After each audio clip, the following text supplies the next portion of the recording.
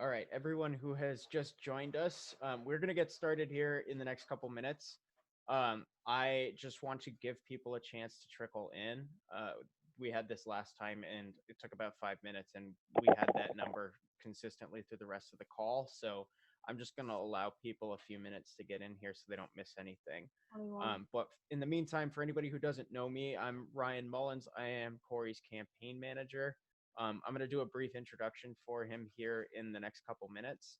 And then the rest of it's all going to be transferred over to him after we go back and forth explaining some of the decorum here. But it's going to uh, start shortly.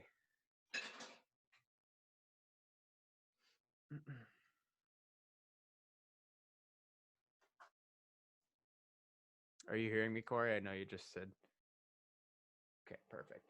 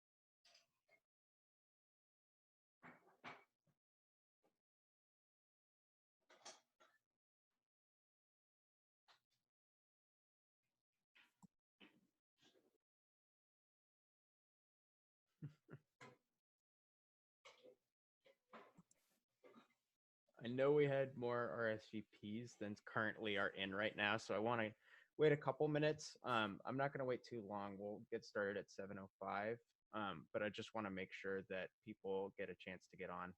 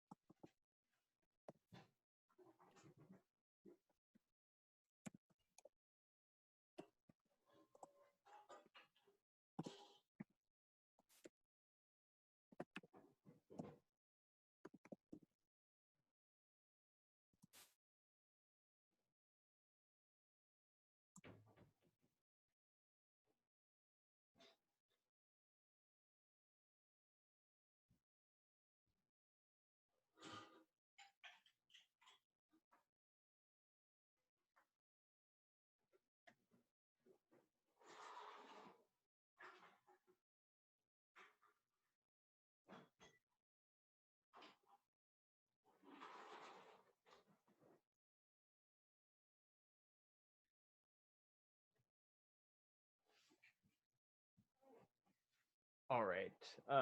So I'm going to be keeping an eye and trying to admit people as I begin to talk here. So sorry if my eyes are kind of darting around. But as I stated previously, for those who joined us in between when I first started talking and now, my name is Ryan Mullins. I'm Corey's campaign manager. And I'm going to start with a very brief introduction for Corey and just some decorum and ground rules for what is going to happen tonight. So those of us who joined us for our last virtual town hall, we're going to be doing things a little bit differently than we did last time. Um, it went very well and we were quite happy with the results, but we all agreed in the aftermath that we'd like to be able to have people speak instead of me just asking questions for them. So this time around, we're going to be using both the chat and video to be able to connect with people. So if you have a question, if you want to raise your hand in your video, I have gallery pulled up so I can see you all. Or if you want to ask it in the chat first, and then indicate whether you want to ask it or you want me to, we can do it that way as well. So that way we're going to have a little bit more of a conversational tone this time around. And we also want to stress that we don't want this to just be question and answer for Corey. We really do want this to be an input session as well.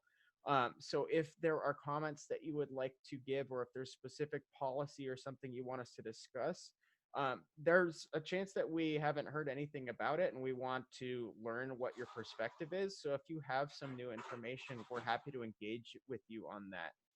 This is an opportunity for us to crowdsource what our education policy is going to be. So we really do want to take seriously the value of your input.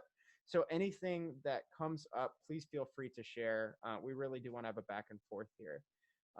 But just a brief introduction for Corey before I hand it over to him. Corey is a fourth generation family farmer. I'm sure many of you have heard of Mosher Farms. He's basically, his campaign is being primarily run on three different principles here. So we have climate change, agriculture, and infrastructure, under which education falls. So this is a huge part of drafting our policy platform. So we really want to take the opportunity to stress what we already are talking about and then also get some new information. So this is going to be relatively short compared to last time. It's going to be at about an hour long. And we're going to keep it going while we can, but we want to give everybody a chance to speak. So I'm going to take as little time as possible here and hand it over to Corey for a short introduction. And then we'll start with a Q&A. So Corey, I'm going to go ahead and spotlight your video now, and I will hand it over to you.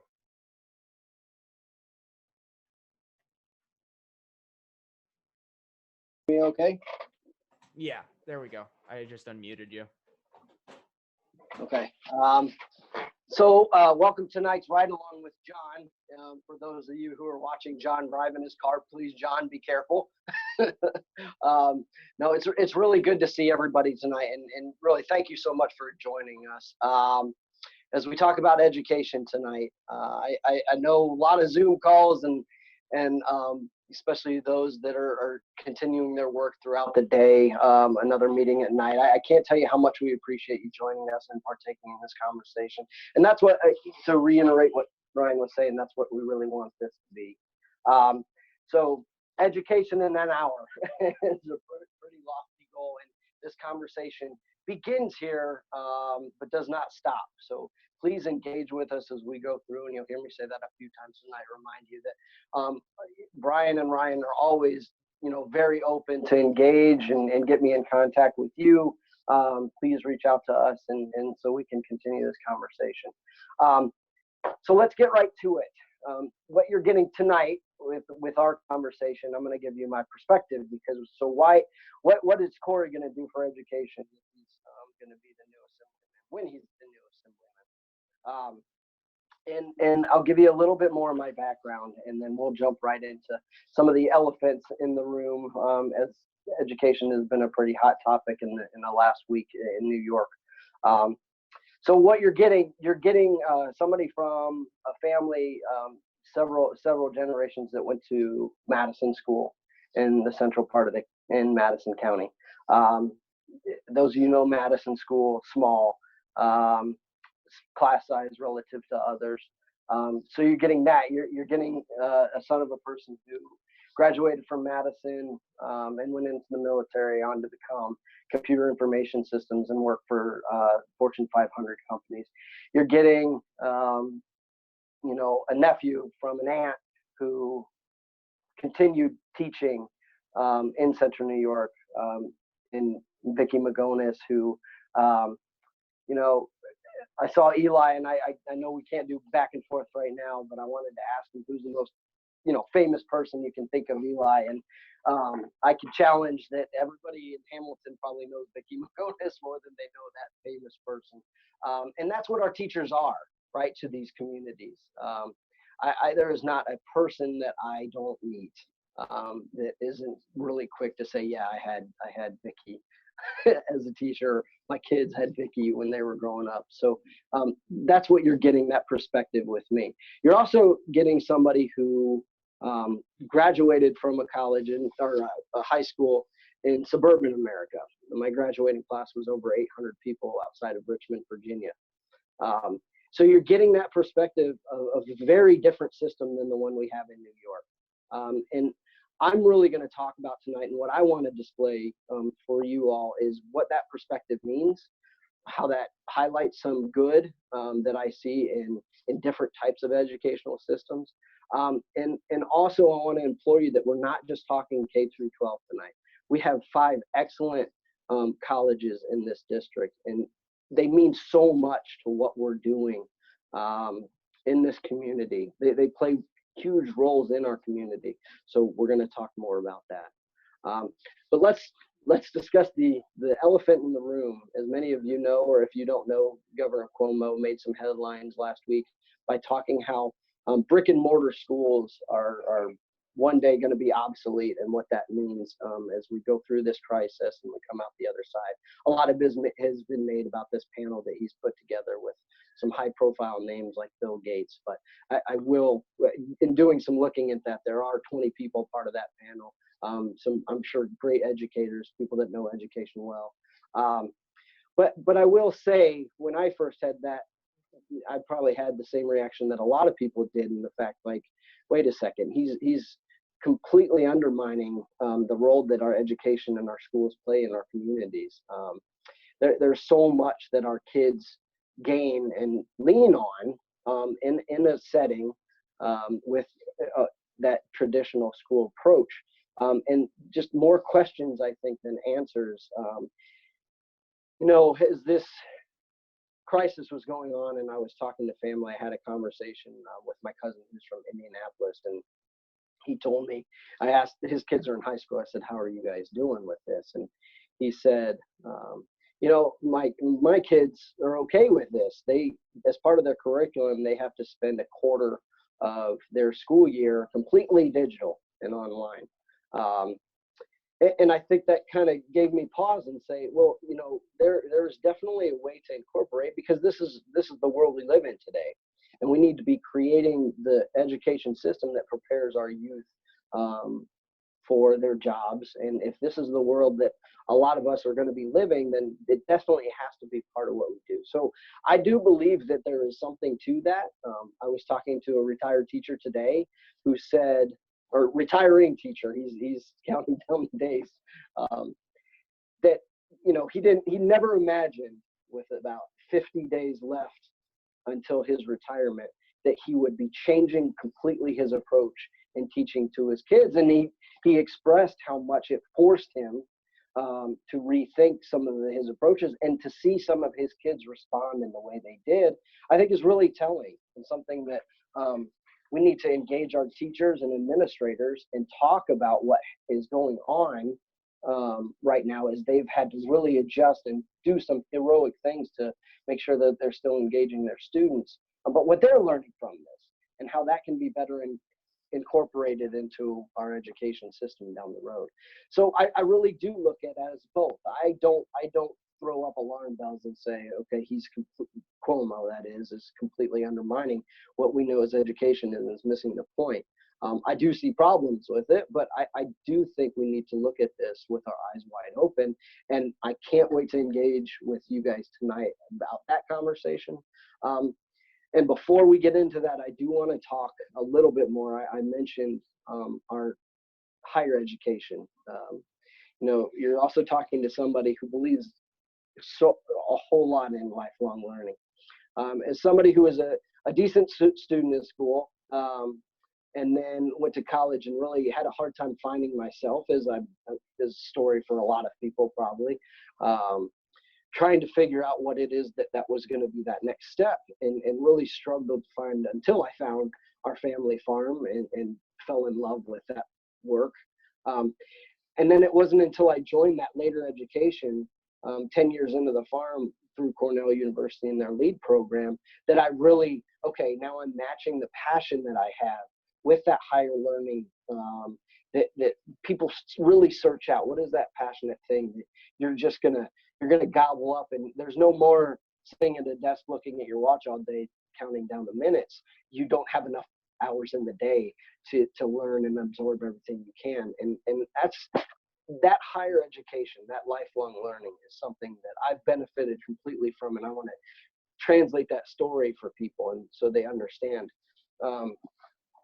But let's not sugarcoat it. Even our higher education right now going through this is extremely difficult. We have private colleges in our district that are looking at some numbers that are going to be very, very hard to swallow.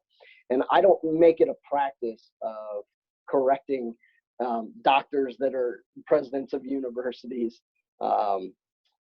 It's not something that I'm not going to get in the habit of doing. However, I got a chance to do it this week, in the fact that they were giving me numbers about their economic impact in their community. And it was in the millions of dollars just in economic general, but she was selling the college short. And I say this because that lifelong learning part and what it means for our community. Sorry, Doreen, I'll try to speak up. We'll try to rectify that.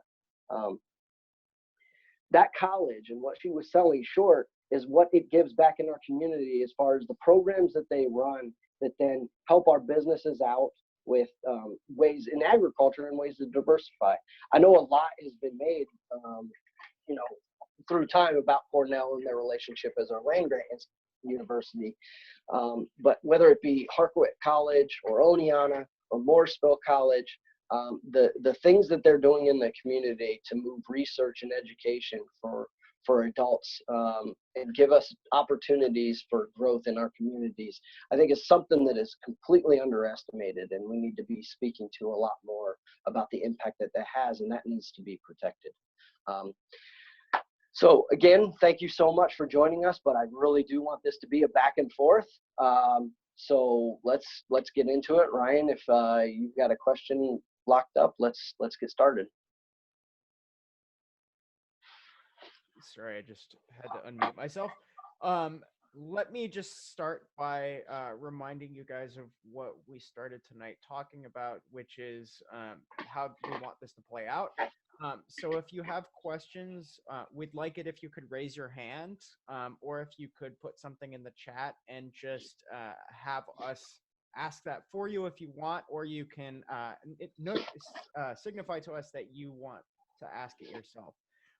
So Corey, I'll start here with kind of a broad general question, but I think a lot of us here in Central New York are very familiar with the problems of the brain drain and losing a lot of our talent as they go to areas that have perceived better opportunity. So I just want to ask what you think can be done to stop that, and what you would do in the ledge to try to make this community something that people want to stay in. Yeah, thank you, Ryan. It starts right where I just left off with our 5 colleges and universities and retaining that talent.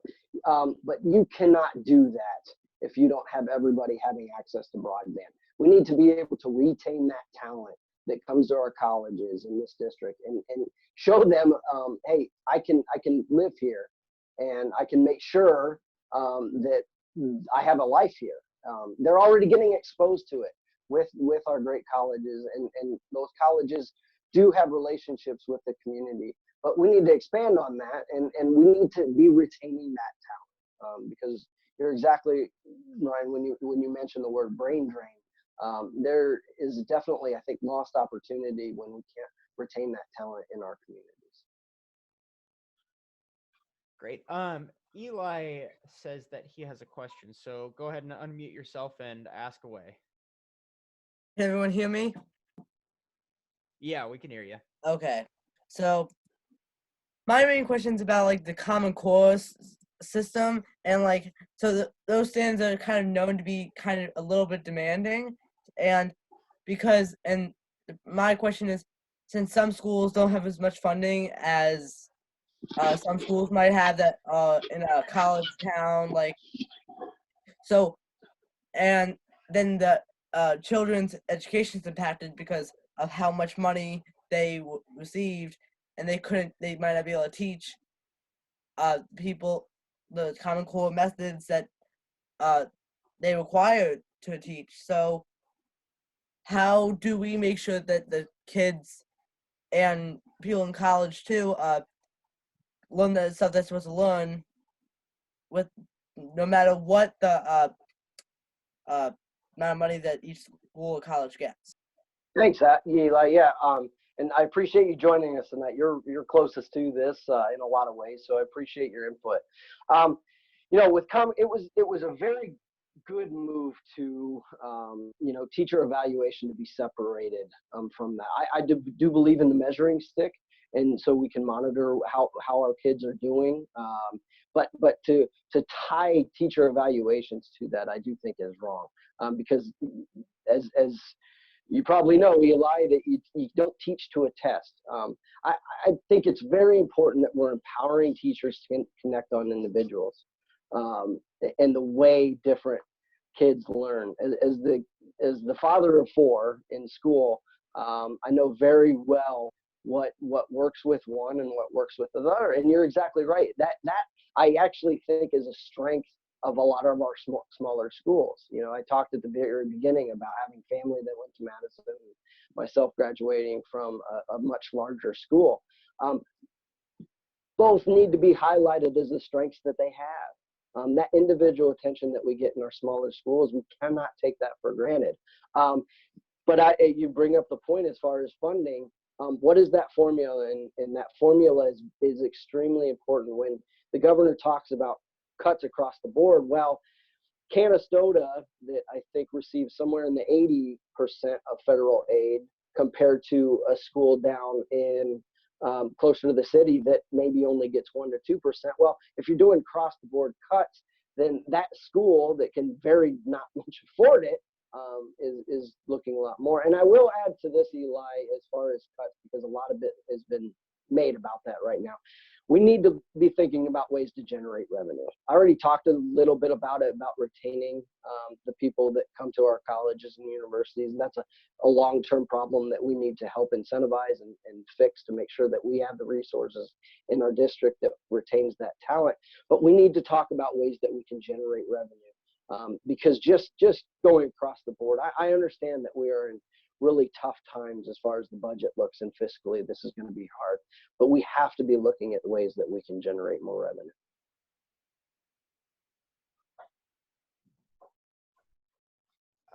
I just see a question come up from Liz Moran. Would you like to ask that yourself, or do you want me to read that out for you? I'm going to unmute you real quick. Sorry. I can see you're talking, but I can't hear you. Hi, Liz. Hi, Corey. Thank you. Here's my question. I really liked what you said about SUNY and the private colleges being such a huge economic driver throughout our district here. SUNY Morrisville, I know that this is an issue that's close to your heart, and I'm on the board there. SUNY is really being challenged right now by the decline of students enrolling to learn about their typical dairy curriculum. Either the farming families aren't sending their children to school, or they just don't see a future in farming. And it seems that some of our ag and tech sector colleges are really going to need help with that transition to become more nimble and more diverse and more responsive. But what can you, as a state legislator, do in partnership with SUNY to kind of facilitate that while still protecting this really important part of Madison County culture and economy? Yeah, very much so. Listen, You're exactly right, Liz, and how important that plays in the role in our communities. And I'll go back and highlight what I said before about the programs that they have don't just stop with the teaching of their students. There's real research going on that then translates to help out our farms based on things that happen. You know, Sean Bassard is a great investigator when it comes to different practices, and that the importance of that needs to be highlighted and needs to be spoken to. You know, I will be a voice that will be heard, and I'm going to give that perspective of what these colleges needs. And we could bleed a little bit into agriculture because a lot of that is tied to that. If we have traditional dairy students that their parents went to Morrisville or Cornell, and then their kids don't see the economic viability of their farms, so they're choosing not to do that and follow that path. We have a real problem there. So, you know, the thoughts that we talked about our last one with agriculture and how to help improve education is right there at the forefront in helping us navigate these waters and providing ways for farms to diversify and be more viable. And that starts with a voice that can talk to downstate legislators about what this means, to be from our communities and highlight how important our businesses and our communities are in upstate. And it's a voice that's not being heard right now. Thanks. I see that Margaret Drugovich has a question. So if you'd like to unmute yourself, go ahead and ask. Hi, Margaret. Hi, Corey. Good to see you. I really appreciate your support of the higher education sector. I have a broader question for you related to that.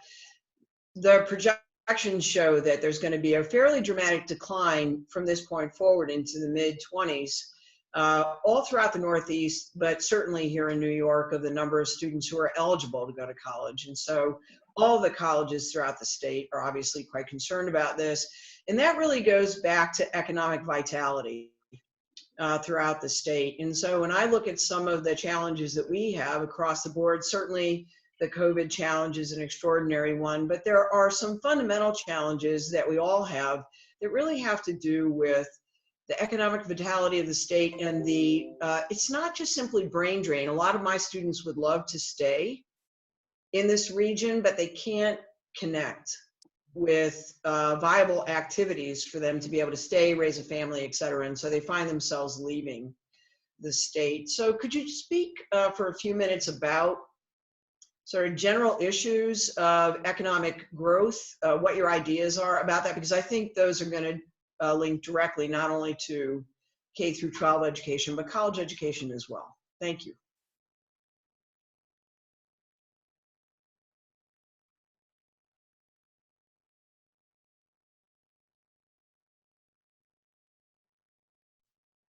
Corey, are you speaking?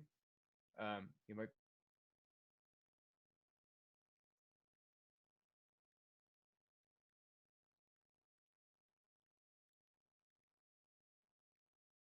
I don't hear you right now. Are you having some problems?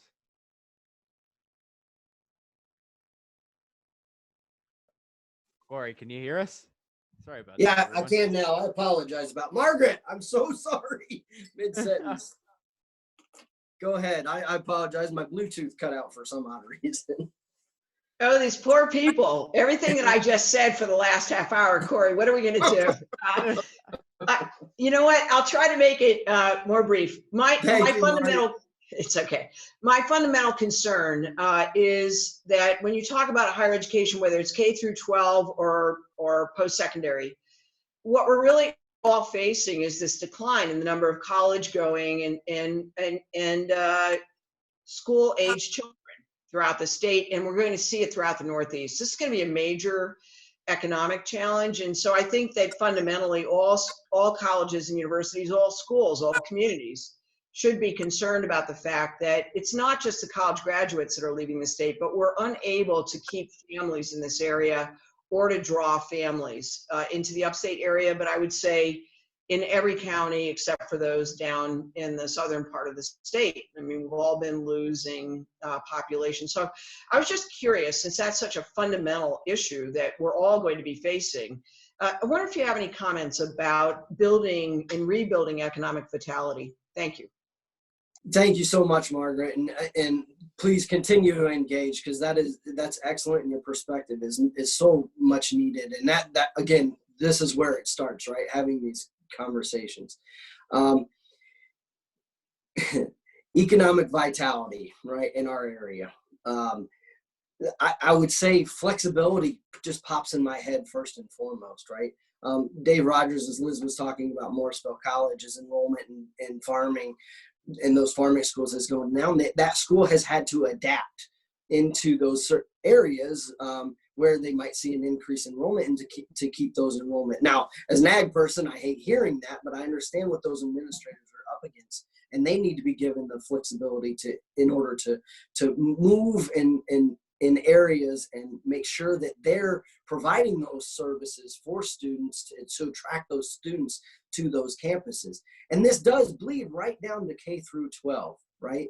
There are really, really good teachers that understand the changing dynamics about what we did in school 50 years ago, what needs to remain and what's important, but how dynamic we need to be and change. Man, I used to get it all the time about when I was going through school. This will show my age a little bit, in using a calculator and showing your work. And the teacher would always say, well, you're not going to have a calculator all the time. Well, little did they know that I'm going to have a computer with me 24/7 when they were saying that. So we need to understand that, because kids' interests and what they're able to do and the productivity that they are going to be able to offer up society in the coming years needs to be recognized. And I think with what we do through K through 12 will inform colleges and administration and what they need to do to be flexible to help accommodate that. And our region needs it. And it starts, but it's definitely a symbiotic relationship between what our area can do and grow into based on that relationship we have with our colleges, what our colleges are doing for us. Great. I see, Eli, you have another question. I'd like to let somebody else go if anybody else has a question, but if not, we could definitely go ahead and let you speak here. So does anybody else have a question right now? Yes, I do. All right, I'll let you go ahead, and then Eli will get to you. I'm parked. I was enjoying the ride. Yeah. So I think that in talking about education, you can't help but talk about how you fund it. And the governor's already talked about how things have to change, but mostly that's driven by he doesn't have the money to keep things going. We don't know what school's going to look like this coming fall, because with social distancing in the classroom, does that mean you have to split everything down the middle? And do you have the money to hire more staff to do the things that you might need to do? So I guess I have a couple of questions. One thing in education that they've asked for many, many years is the ability to have a multi-year budget from the state, because then they could do real proper planning.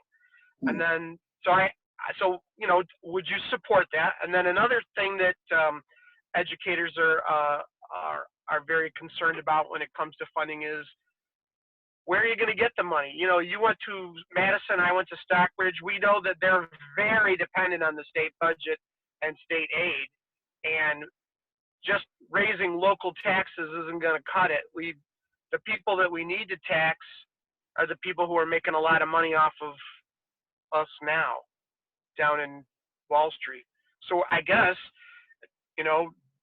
are you willing to step up and raise taxes on those top percentile people?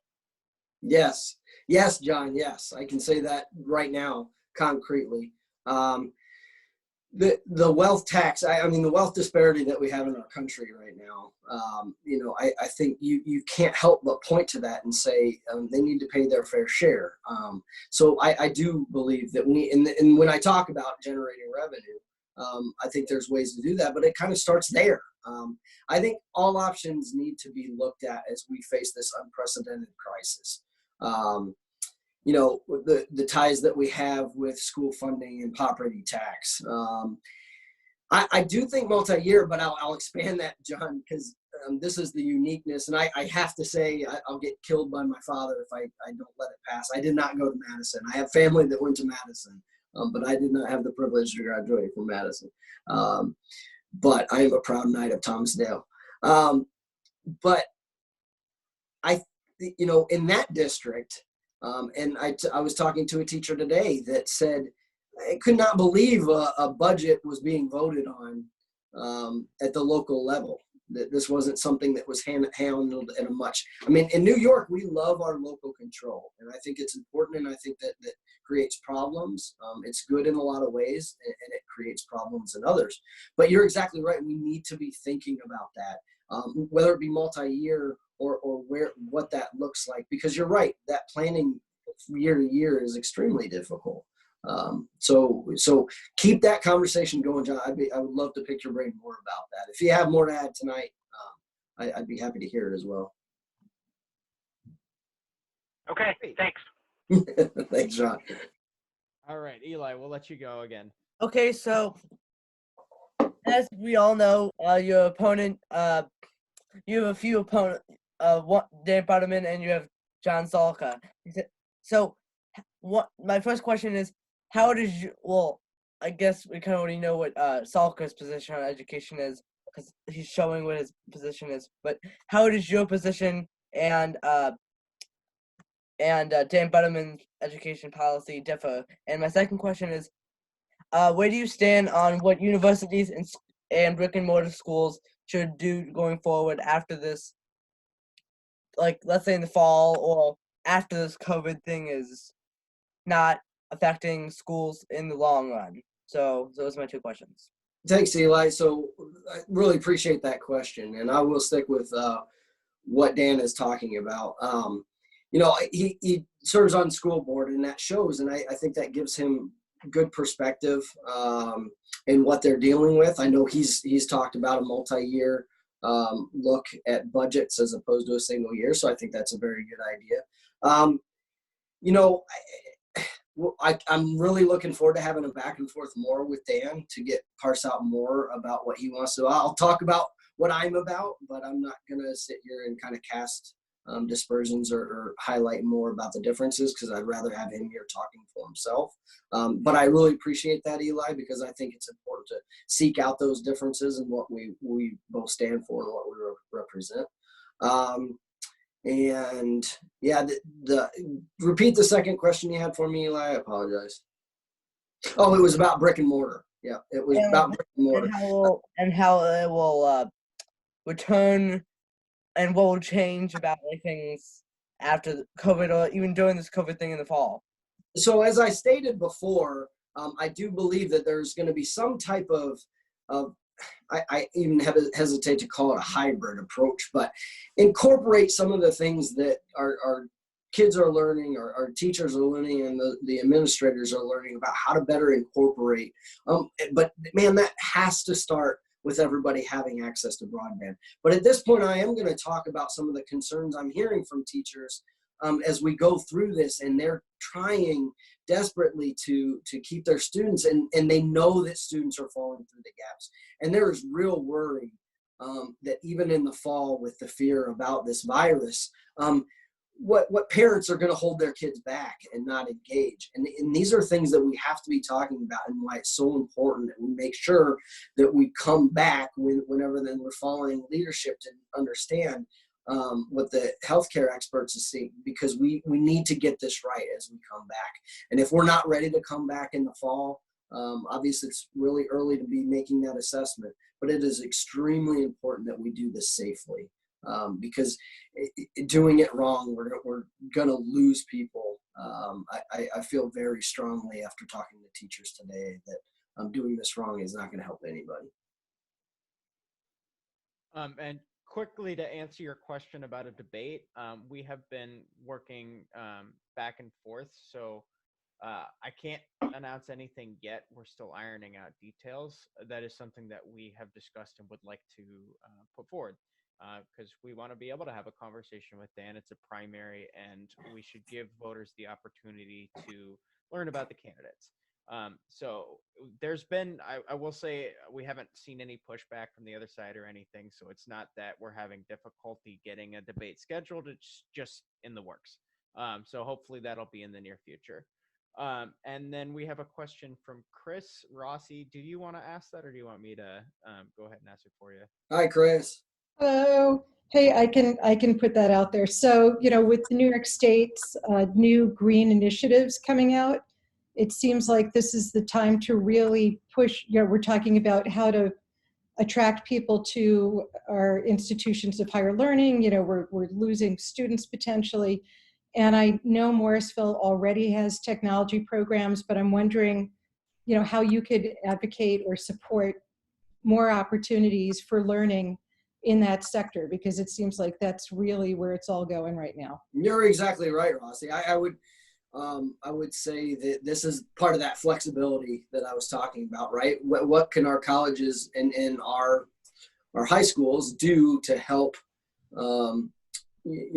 adapt to what our people, our citizens of tomorrow, the skills that they're going to need. And the kids today, there are a lot of really neat programs going on to help facilitate that. And I was talking to some today, not mainly in our district, outside of our district, about some of the really neat things that they're doing as far as engineering, and that pertains exactly to renewables and what that job will look like in the future. So I appreciate that. You're exactly right. That needs to be highlighted, because our schools have to be able to adapt and prepare our kids for the future in those jobs. All right. It looks like Eric also has a question. So go ahead and unmute yourself. Thanks. So I wanted to ask, because you're talking a lot about higher education, you're talking a lot about K through 12, the intermediate institutions of community colleges. So I know there's not one in your district directly, but there's a lot of people that go to MVCC or OCC, sorry, only 2 C's. And those are institutions that, particularly in recessions, become one of the first points at which people go to try to enhance their careers, to build their skills again, to get their footing back in a new economy. And they've been sorely neglected by the state. So I'm wondering if you could talk a little bit about your thoughts on what could be done better for community colleges and to help students go through them. Thanks, Eric. I really appreciate it. I really appreciate that input too. Listen, as somebody who went to a 4-year institution, I went to Indiana University, and like I kind of mentioned earlier, I struggled, as I know actually Eric went to Indiana University as well. But as somebody who really struggled, right, and I've often thought for all the time that I did and all of what I was searching for, my method of learning, right, would have I been better off, working towards something at a community college. And man, that is so important. I don't want to pretend I know the outlay of everybody on, but I can guess there's other people on this call tonight that were just like me, in the fact that when they were 18 years old and moving out from under the parents' nest, that they weren't completely sure exactly what the next stage of their life was going to be and what direction they were headed. And I really feel strongly that that role that those community colleges play is so important and vital to let people have that transition into those things, to further explore things that they might want to pursue without actually knowing when they're 18 years old and they have a whole life ahead of them. We have a question from Alan Stewart. Would you like to ask that? Hi, Alan. I'm going to unmute you real quick. We can't hear you. That's better. One of the things that became apparent this year as I was teaching, when we sent the kids all home, was the difference between students who had computers and internet access and students who had to use their cell phones to hook their computers into, to find a hotspot, to turn in papers. So can you share some thoughts about that kind of economic and digital disparity? Yeah, I mean, I know I'm gonna say it again, Alan, but it really does start with broadband being a utility. Yep. That has to be available for. Our district cannot be competitive and retain students if we don't connectively. But you're exactly right, Alan. That it gets really expensive, and we need to make sure that our school districts are put in positions that they can offer up that technology. I mean, if we're talking remote learning, you cannot place burdens on those less fortunate people in order to try to seek out technology so they can do that. That you just and it will create disparities, which is not what our education system is about. Our education system is making sure that everybody is prepared for the future, not just those that have opportunity. So thank you for bringing that up, and it's something that we definitely need to work hard towards. Thanks. I don't have any other questions in the chat right now. Is there anybody who'd like to speak up with one right now? I can give you another question, Corey, if we don't have anything here. I'm gonna call on Pam Fuller if I can. Oh, she just looked up. She's like, ah! So Pam, as a former administrator yourself, and as you're watching and you have really good perspective on what it's like to be an administrator and go through some of this, I was wondering if kind of you could offer up some of your thoughts and what you see and anything that might not have been mentioned tonight. Sorry, I'm putting you on the spot. Oh, she's on mute. She's on mute. Hold on, Pam. Hold on. Hold on. There you go. Yes. I said I was a high school principal for a time in my career, so I was used to being put on the spot. No problem. I think I saw and listened to some of your comments I saw in the emails about, the big concern about moving towards the online learning.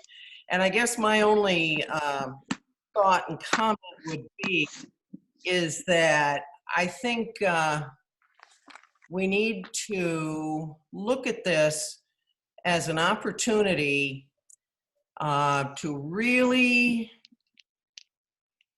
go forward and engage the best of what we can do online and the best of what we can do in the schoolroom.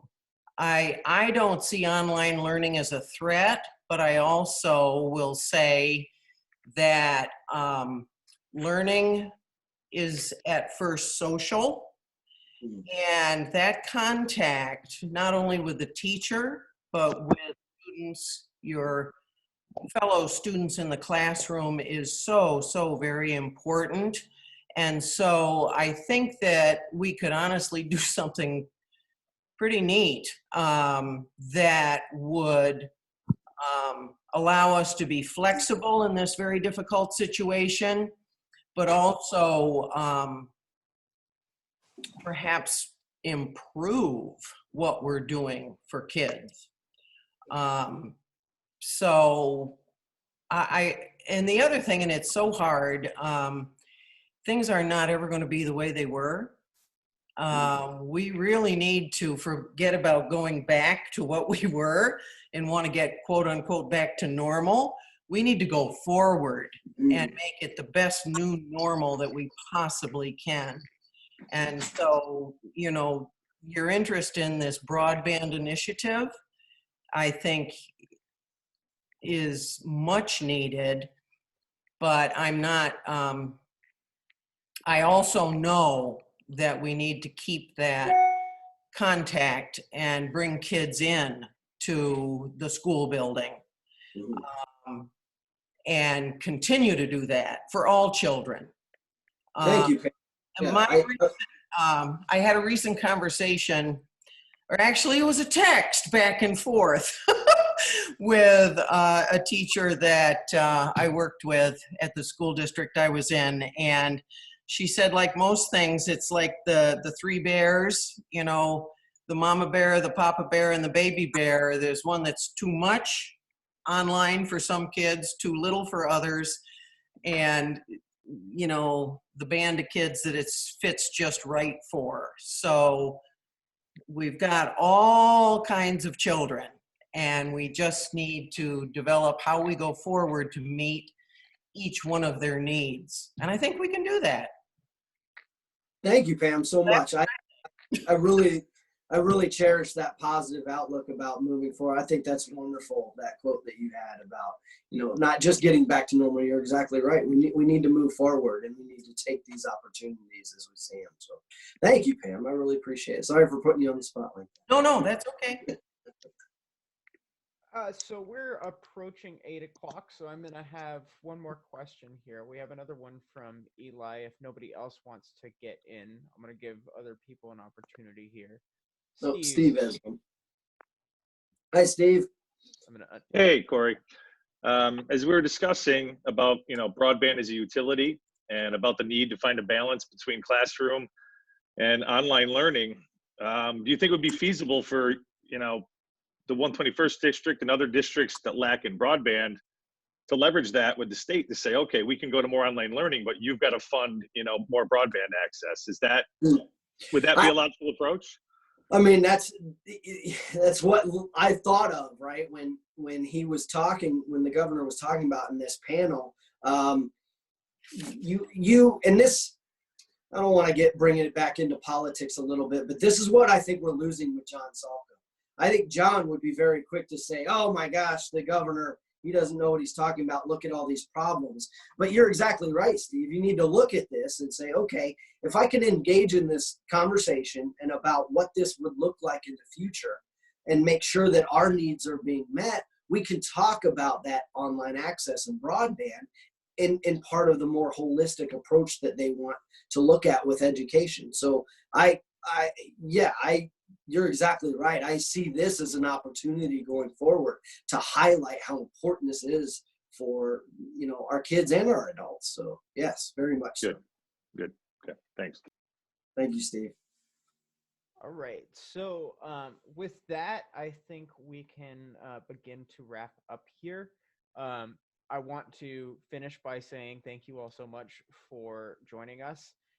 We know that it is stressful time and everybody is getting very tired of being on Zoom calls. So we appreciate you joining us tonight and taking some time out of your day to have a back and forth with us. Thank you all once again. We will be sending out some emails following this just about next steps. We're probably going to be scheduling another one of these town halls in the near future. We haven't set a date yet, but we are going to be working on when we're going to set that up in the coming days. So hopefully we should have some more information for you very soon. If you aren't getting our emails for the email list, please just go ahead and email Corey for AD. I'm going to put it in the chat for you at gmail.com. That's just so that we can give you guys updates. We really try not to spam you guys' emails. We know how annoying that is with all the political campaigns going on. We really want to send you just important updates and also some, unfortunately, we have to do finance asks, so those go through as well. But that is going to be the best option outside of following the Facebook page to hear about all the events and things that we have moving forward. So if there's any questions you ever have, you can feel free to, I'm sorry, I just sent that privately instead of to the chat. But if you ever have any questions or if there's anything you want to work with us on volunteering, scheduling a house party, doing anything, please do feel free to reach out to that email. We are very open and happy to work with you. You can also connect with us on Facebook at Mosher for NY. And if you message us on there, we're very responsive as well. So that's just the general housekeeping stuff. I do want to keep it light and let everybody go on the hour. So Corey, if you have any final thoughts, just go ahead and give those now, and then we'll let everybody go. So thank you once again. Thank you, Ryan, so much, and for all the work you're doing. And just want to convey how thankful I am. We covered a lot of ground tonight, and I really appreciate all the questions and comments, but we can't talk about this in just an hour. There's way too many nuances and things to talk about and ideas to be shared. I'm taking things that you guys said tonight with me, and I continue to engage with everybody throughout the whether it be in education or other areas. But I think it's really important that we keep these conversations going. So even if it seems like a minute thought, please engage us on it. I want to have these conversations. This stuff, it really intrigues me. And just again, thank you so much for engaging with us, and let's keep the conversation going. So thank you so much. Eli, I'll give it to you for the last comment. I just want to ask one more question really quickly. So Yep. I attend the K-12 International Academy that is in Washington, D.C., but I know the K-12 system is very has been going on for like a while now, but it's becoming more popular in the last couple of years because online school is becoming more popular. And so what would you be willing to do to help improve the current situation that some people don't have computers, but they're not learning what they need to learn because from the schools that they need to go to, that the districts that they're going to? Boy, Eli, you laid that in my lap with 2 minutes left, man. I don't know if I can cover all that. So what I'm going to do, Eli, let's keep the conversation going, bud, okay? Because I really appreciate it. I'd love to talk to you more kind of outside of this realm. So because we really do want to keep it to the hour, so I'll wrap up. But we'll engage you, and I want to make sure that I answer that question to you. We'll do that privately. So thank you. Thank you guys so much. And for those of you guys that remain mum tonight, again, I just really appreciate listening, but how important that your voice is too. So please reach out to us, and let's keep the conversation going. Good night, everybody. Have a good night. Thank you. Same to Thank you. you all. Thanks.